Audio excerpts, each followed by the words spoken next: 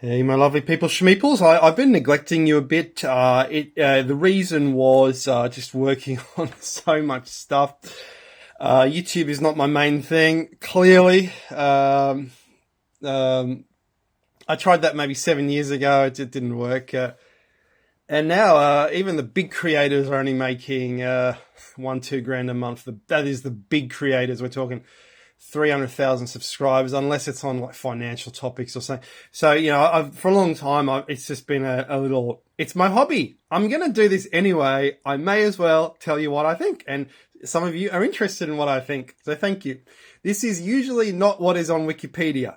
So don't hit me for saying that. If you do, I'll hit you back with a block, right? Because these people just don't want to know anything. They just want to annoy. Right. So guys, this pillar, let's get into it. We've talked about it, Satan, so forth, etc., etc., etc. It's also a type of Bhairava. And then we started thinking, okay, the Sphinx was supposedly a kind of dog. What is the relation between this Canis and the Sphinx? What's going on? Let's finish that up with a part 8 on Gobckli Tepe, on what we think about Gobckli Tepe, our discoveries. So let's get into that. Okay. So we've said that in the past that Sphinx is Fenrir, and the whole Giza setup is designed to Fen Ra, and that would be Vannaland, epic by Snorri, on where the English come from in Asia. The Vannaland, they say it's from the fens, the swamps, but that could be that too, but the thing is, in the Slav tradition, the sun is from the swamps. The part of Poland my dad grew up in was a bit backward, to say the least. And his old grannies or great-grannies told him that the sun comes out of the swamp. Ra. The sun comes out of the swamp. Now, there is a Russian connection also that was Russian Poland. There is a Russian connection with ancient Egypt. We'll discuss that in a few videos' time, all right? And an English connection, because the English are from that part of Russia. And that is what I suspected. But let's save that for another time. I'm excited, guys. Big Kev here. No, just kidding. Right. So Fenrir, the Asian, it says the Asian sun, basically. But anyway, great dog. He's ready to leap up and swallow the sun to recreate the earth. He's leading the pyramids, facing the rising sun at Giza. What the hell is going on with that? And I've suggested, look, if he's a dog, he's Fenrir. But now, this new stuff from Gobckli Tepe pops up with this dog with all the limbs, or the snakes, which makes him a kind of basilisk or something like that, which we've discussed. Yeah, so the Ra aspect, Bhairava. A dog's name is Rover. Rover. And then we have the god Ravanna, which is Rudra, or rod. Rod in Slav. A rod would have been a totem pole sticking up out of the ground 6.5 feet tall, or something like that, 16.5 foot tall. So these rod gods, they were actually very imposing. 16.5 feet tall is the rod. That was a totem pole of Europe. And we've shown that in many previous videos. It must have been. Because that's where we get the word, a rod. It's a rod. It was a unit for cutting up wood. You make that size for a ship or for a totem pole. Or a building. Maybe a log cabin. So I thought, okay, what's the relation between the Egyptian supreme god of the Old Kingdom, Ra? Clearly it's Ra. It was also Ptah sometimes. Bud. But Ra is from Rod, which means ancestors in the Slav language. It means Rudra in the Indian language, which is storms. But it's the ancestors' gods. And the ancestors had a system of measures, which I will reveal where it comes from in the members' vids, because honestly, the public aren't ready to know. I don't want to tell the public because they just they knock me all the time. I'm so sick of it. It's like, imagine if the Masons opened up their meeting to the general public. Don't you think they'd get booze and heckles? For free. Wouldn't they get booze and heckles? You can't do that.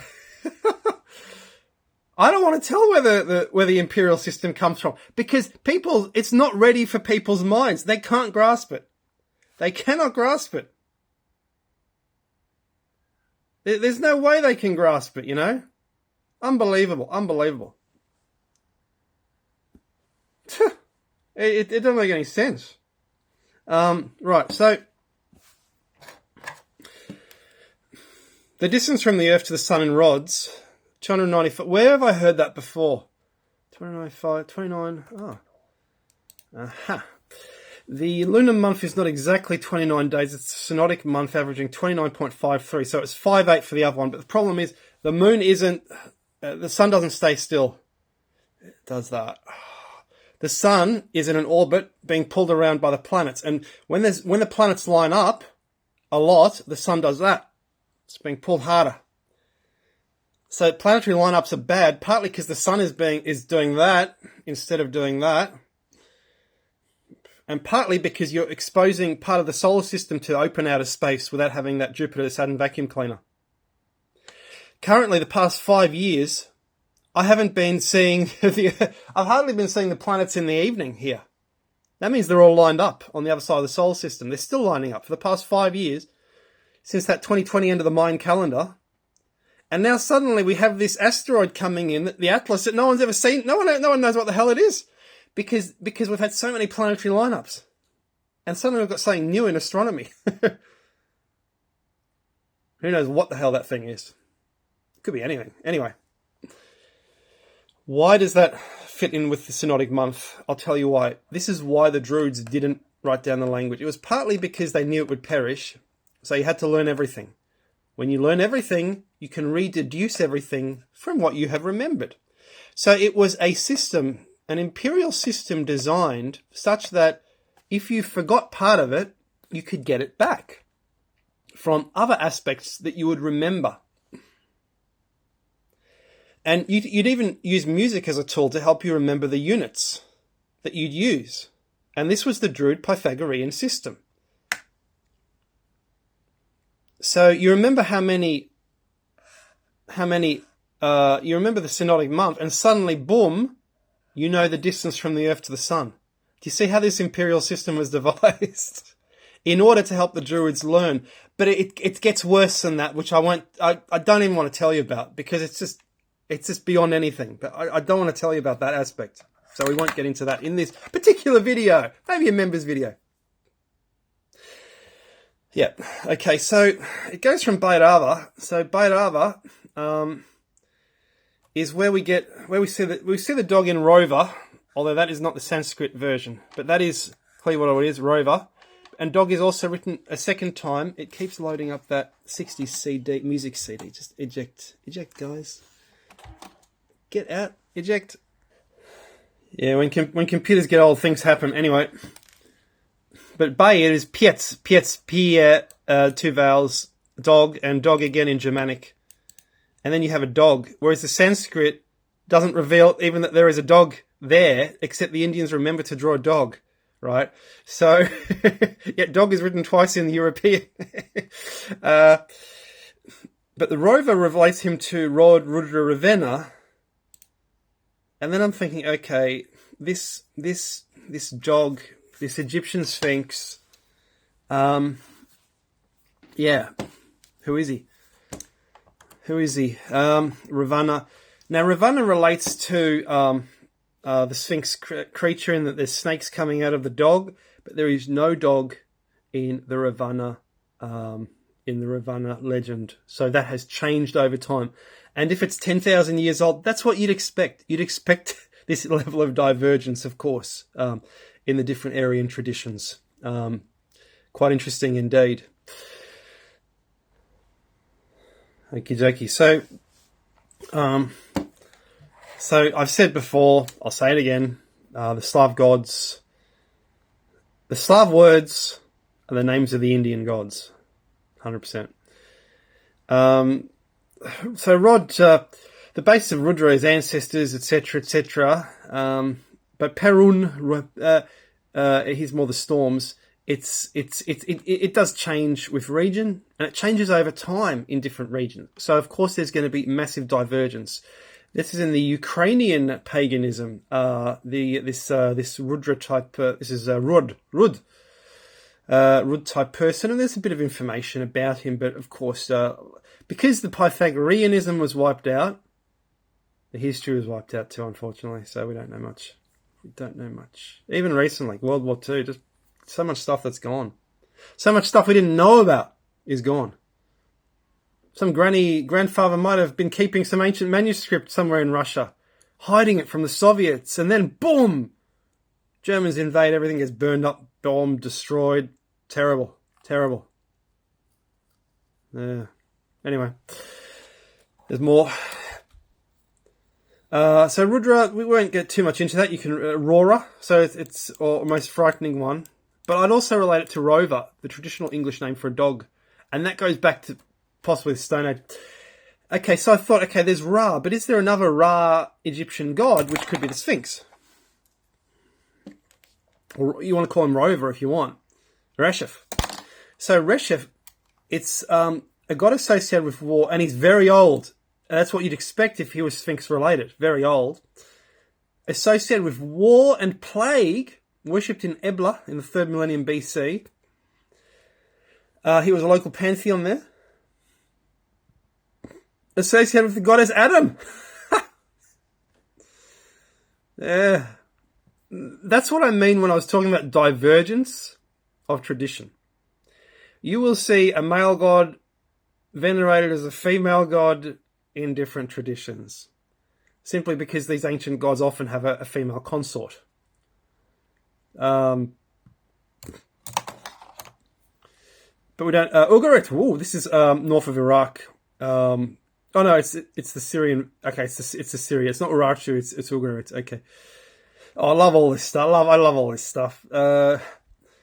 I should have been an archaeologist or something, but you know what? I get a bigger audience than a lecturer at a university. They make a bit more money, but it's a stressful job. To be honest, it's a, and they don't get to excavate, what, 2 weeks a year? Give me a break. Anyway, yeah.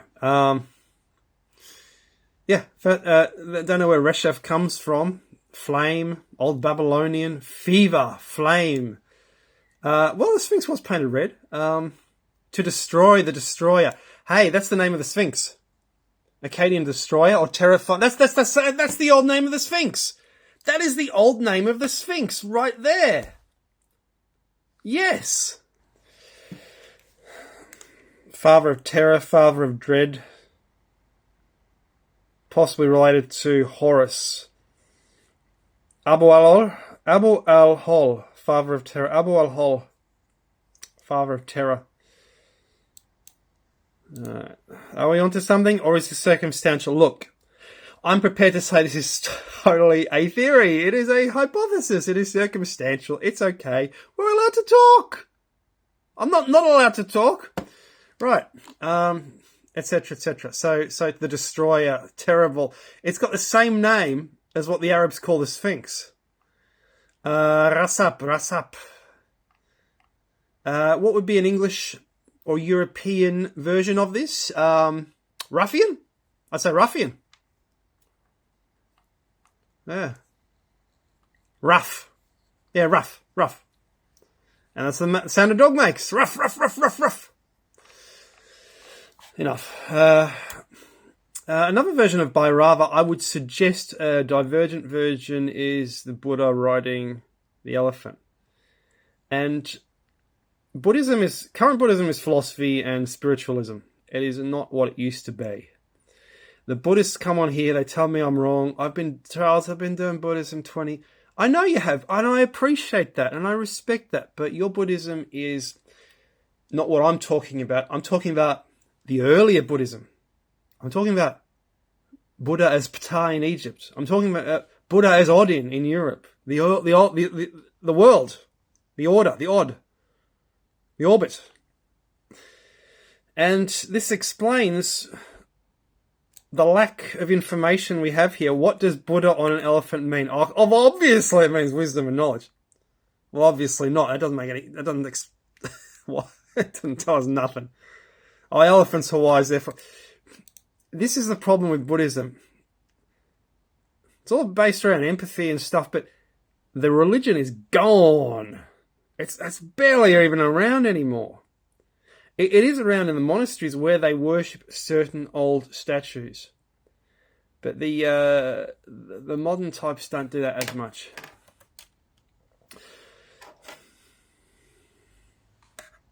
trove. I use that resource for history research, and you can use any newspaper research, but drove, you drove, it's a treasure, you travel. A rover is a trove. Where the rover is a trove, Jesus is holy because he roved around, he travelled around.